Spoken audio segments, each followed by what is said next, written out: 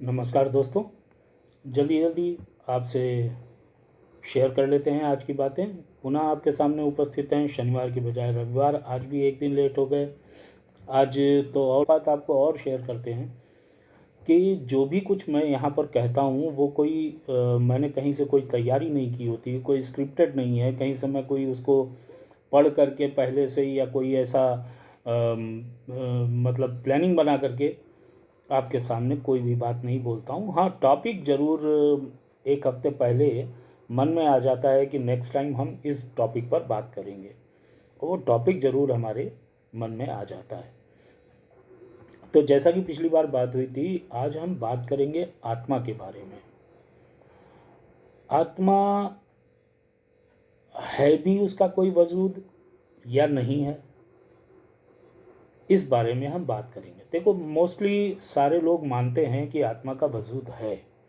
मुख्यतः तीन संप्रदाय ऐसे हैं जिन्हें हम अच्छे तरीके से जानते हैं। एक तो हमारा सनातन संस्कृति हो गया, जिसे हिंदू धर्म बोलते हैं। दूसरा मुस्लिम हैं, तीसरे ईसाई हैं, और भी अन्य बहुत सारे संप्रदाय हैं। लेकिन इन तीनों संप्रदायों में भी आत्मा का जिक्र होता है। जैसे हिंदू संप्रदाय बोलता है आत्मा, मुस्लिम उसे बोलते हैं रूह, और ईसाई जो हैं वो उसे बोलते हैं सोल। तो अगर तीनों ही लोगों की मुख्य जो सांप्रदायिक पुस्तकें हैं उनमें अगर आत्मा का जिक्र बार बार होता है, तो इससे ये तो साबित हो जाता है कि आत्मा का अस्तित्व है। अब अगर आत्मा का अस्तित्व है, तो आज जो आपसे बात मैं कर रहा हूं ये तो सारे लोग जानते हैं, लगभग सभी लोग इस बात से सहमत हैं कि आत्मा का अस्तित्व है। लेकिन आत्मा का रोल क्या है लाइफ में, उसका क्या रोल है, दिखती तो कहीं है नहीं।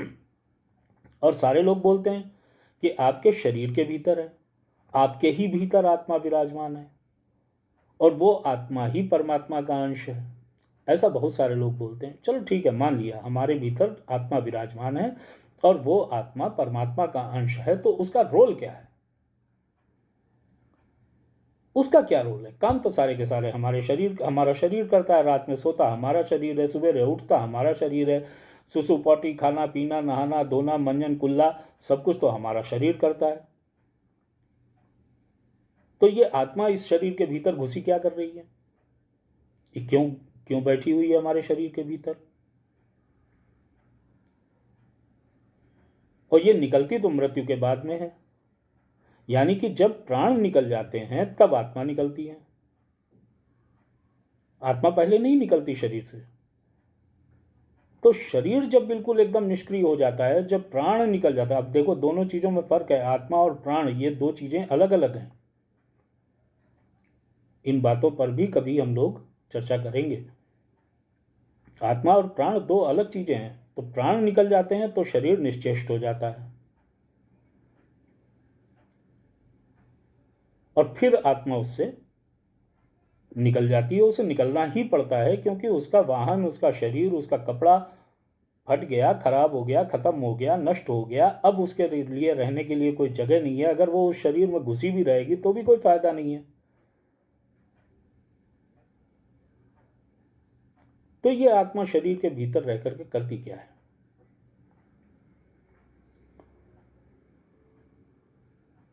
तो आइए हम बिंदुवार इस बारे में सोचते हैं, समझते हैं। तो जो पहली बात है वो ये है कि आत्मा परमात्मा का अंश है। अब अगर आत्मा अगर परमात्मा का अंश है, तो तुम्हारे बुद्धि के द्वारा किए जा रहे प्रत्येक कर्म की वो साक्षी है। इस बात को अच्छे से समझ लो। तुम चाहे कितने बड़े बुद्धिमान और कितने ही शातिर क्यों ना हो, और तुम अपने शरीर से की जाने वाली हरकतें कितना ही छुपा करके क्यों ना रखो, किंतु आत्मा तुम्हारे हर गोपनीय से गोपनीय कर्म की साक्षी है।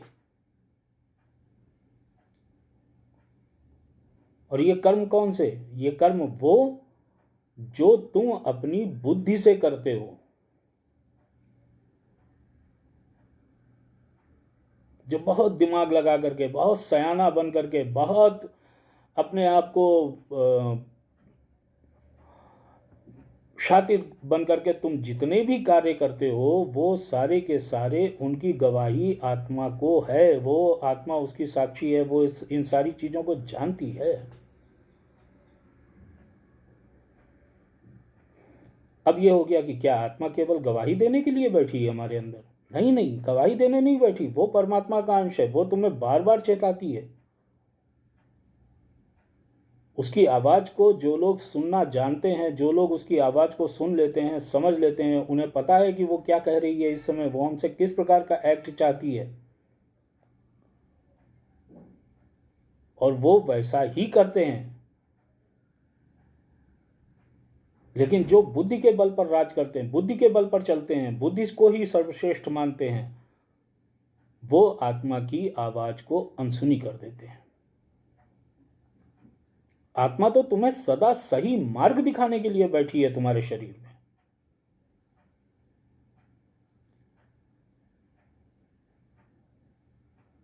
अब एक और प्रश्न खड़ा हो जाता है यहाँ पर कि यार, ये आत्मा हमारे शरीर को सही मार्ग क्यों दिखाना चाह रही है? तो शरीर का हमारे क्या महत्व?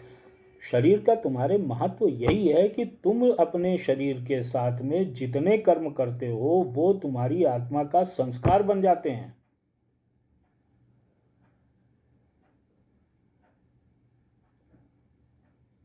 तो इसका मतलब ये हो गया कि हम जो भी काम करेंगे, हम जिसको काम को बहुतायत में करेंगे, जिसे हम अपनी आदत बना लेंगे, जिसको हम जिसमें हम डूब जाएंगे, तल्लीन हो जाएंगे, वो हमारी आत्मा का संस्कार बन जाएगा। जी हाँ, वो आपकी आत्मा का संस्कार बन जाएगा, और आपकी आत्मा अनेकों जन्म उसी संस्कार को कैरी करती रहेगी, उसी संस्कार को लेकर के चलती रहेगी। आप दुष्ट व्यक्ति हैं तो आपकी आत्मा दुष्ट हो जाएगी। अनेकों जन्म आप अगर अपनी बुद्धि के अनुसार दुष्टता करते रहे, तो आपकी आत्मा को भी उस दुष्टता में मजा आने लगेगा, वो भी दुष्ट ही हो जाएगी, और वो भी इस संसार के अंदर इसी संस्कार को आगे बढ़ाती हुई चलेगी।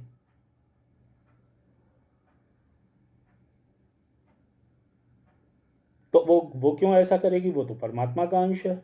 हाँ, वो परमात्मा का अंश है, किंतु ये संसार जो है विभिन्न प्रकार के चरित्रों से बना है।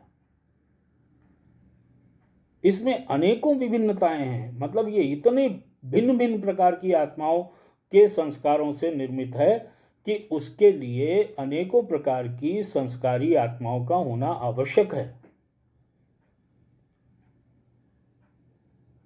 जैसे चित्रकार कोई चित्र बनाता है, तो उस चित्र को बनाने के लिए अनेकों प्रकार के रंगों का प्रयोग करता है। मुख्यतः रंग तो चार ही होते हैं, किंतु उन्हीं चारों रंग में थोड़ा ये, थोड़ा वो, थोड़ा इधर का, थोड़ा उधर का करके लाखों रंग, हजारों रंग चित्रकार बनाता है, और उससे एक भ्रमित करने वाला चित्र बनाता है, जिसमें कभी आप कह रहे होते हैं अरे ये तो भूरा रंग है, ये हल्का भूरा है, ये गुलाबी है, वो पीला है, वो हल्का पीला है, वो गाढ़ा पीला है, वो कुछ और है, कुछ कैसा है, कुछ कैसा नहीं है। इस तरीके से आप उसको कर रहे होते हैं। उसी तरीके से ये संसार भी विभिन्न प्रकार के चरित्रों से बना हुआ है, और उन चरित्रों को कैसे कौन कैरी करता है? उन चरित्रों को आपकी आत्मा कैरी करती है, आपके संस्कारों के रूप में। लेकिन भाई, फिर भी एक बात और है, आत्मा चाहे कैसी भी हो, उस पर संस्कार चाहे कैसे भी हो, किंतु जब आप कार्य को शुरू करने जा रहे होते हैं, तो उस आत्मा के भीतर का परमात्मा जागता है, और आपको ये कहता है कि ये कार्य सही है या ये कार्य गलत है। और इस सही गलत की आवाज को जो सुन लेते हैं, वो पास हो जाते हैं। जो नहीं सुनते हैं, उनकी आत्मा विवश होकर के फिर अगला जन्म किसी शरीर के अंदर बिताती है, और वहां विवशता के आंसू बहाती है, और उस शरीर को अपने संस्कारों, देखो संस्कार और परमात्मा का बीज यानी परमात्मा की प्योरिटी, ये दो अलग अलग चीजें हैं। संस्कार आप इस धरती पर ग्रहण करते हैं और परमात्मा की प्योरिटी ये डिवाइन है। परमात्मा की प्योरिटी तो उसी दिन आपको मिल गई थी जिस दिन आप उसके शरीर से या उसके अंश बने थे। उस समय से परमात्मा की प्योरिटी आपके साथ है। आपने उस प्योरिटी को अपने संस्कारों के चोले के नीचे दबा दिया।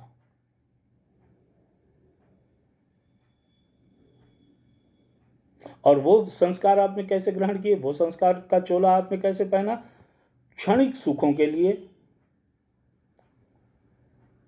एक कुछ ऐसे कर्म किए जिसमें आपने आत्मा की आवाज को अनसुना किया, और धीरे धीरे करके ये आत्मा के संस्कारों पे चढ़ता चला गया रंग, और वो वैसी ही हो गई जैसा आपके मस्तिष्क ने कभी उसको बनाना चाहा था, या यूं कह लें कि कभी मस्तिष्क ने आपके उसको भ्रष्ट किया था। तो क्या आत्मा केवल इसीलिए है कि वो तमाम प्रकार के चरित्र बन करके तमाम प्रकार के इस सृष्टि के अंदर उनको कैरी करती रहे? केवल इसीलिए आत्मा, या आपको सही और गलत का वो बताती रहे? क्या आत्मा का रोल इतना ही है? नहीं भैया, आत्मा का रोल इतना ही नहीं है, आत्मा का रोल बहुत है।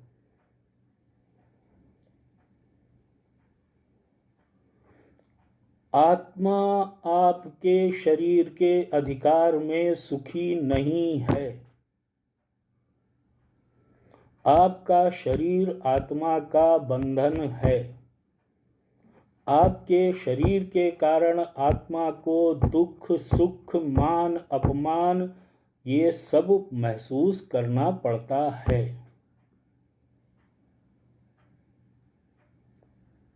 और सबसे खराब बात जो है वो ये है कि आपके द्वारा किए गए कर्मों के आधार पर आत्मा विवश होकर के वो सारे दंड भोगती है जो आपके शरीर को मिलने चाहिए थे।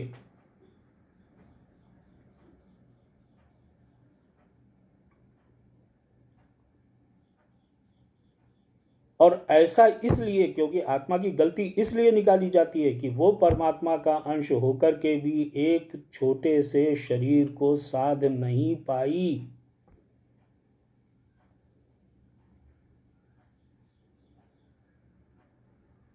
कितना रोचक और कितना जबरदस्त कार्यक्रम है ईश्वर का। पहले तो ईश्वर एक आत्मा को एक शरीर के अंदर प्रविष्ट कराता है, फिर उस आत्मा से कहता है कि तुम इस क्षुद्र शरीर को साधो और इस शरीर पर राज करो।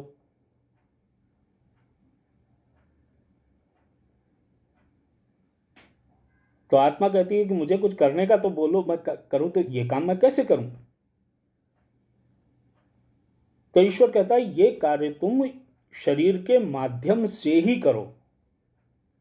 कैसे करे? ये तो बड़ा कठिन कार्य है। मतलब कोई हमसे ये कहे कि आप भैया जो कुछ भी है, आप कुछ भी चीजों को नहीं बदल सकते, ना आप परिस्थिति बदल सकते हो, ना आप किसी अब वातावरण को बदल सकते हो, आप कुछ भी नहीं बदल सकते हो, लेकिन फिर भी आपको सारी परिस्थितियों पर विजय पानी है। अब कैसे करोगे? अब ये कितना कठिन कार्य हो गया। ये है आत्मा का टास्क जो ईश्वर ने उसे दिया है। अब इस टास्क को पूरा करने के लिए, इस कार्य को पूरा करने के लिए आत्मा पूरा जोर लगाती है, अनेकों जन्म जोर लगाती है, और कोई कोई परमात्मा का अंश तो हार मान लेता है कि चूल्हे में जाए, कौन लगाए इतना जोर, जैसा शरीर चल रहा है चलाने दो, शरीर चला रहा है हमको, हम मजे में हैं, बात खत्म हो गई। शरीर ने चना खाया, आत्मा को बड़ा मजा आया। उसने मटर पनीर खाया, आत्मा को बड़ा, वो आत्मा को शरीर जो करता है उसी में आनंद आने लगता है, वो उसी में आनंद लेने लगती है।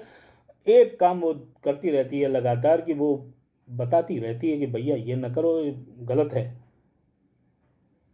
लेकिन अच्छे शरीर होते हैं वो सुनते ही नहीं है, वो होगा गलत, हमको मजा आ रहा है हम करेंगे, और वो करते रहते हैं। और आत्मा की मजबूरी है कि अब तो मुक्ति मिलनी नहीं है, शरीर ही हमारे ऊपर राज कर रहा है। तो जब शरीर हमारे ऊपर राज कर रहा है तो ये गिरेगा, उसके बाद हमें दूसरे शरीर में जाना होगा, फिर से यही हमको पहलवानी करनी पड़ेगी हमारे और शरीर के बीच में। तो साहब ये है आत्मा। आशा है आपको समझ में आया होगा। सार, आत्मा की आवाज़ को पहचानने की कोशिश कीजिए, जो आत्मा कहे उसे इग्नोर मत कीजिए। हमेशा ये ध्यान रखिए कि आत्मा प्योर है, वो परमात्मा का अंश है, वो आपको कभी भी कोई गलत रास्ता नहीं बताएगी। शरीर क्षणभंगुर है, शरीर समाप्त हो जाएगा, आत्मा कभी समाप्त नहीं होगी। आत्मा बार बार ट्रैवल करेगी और आपके शरीर के द्वारा की जा रही दुष्टता का परिणाम भी भोगेगी जाकर के परमात्मा के घर में।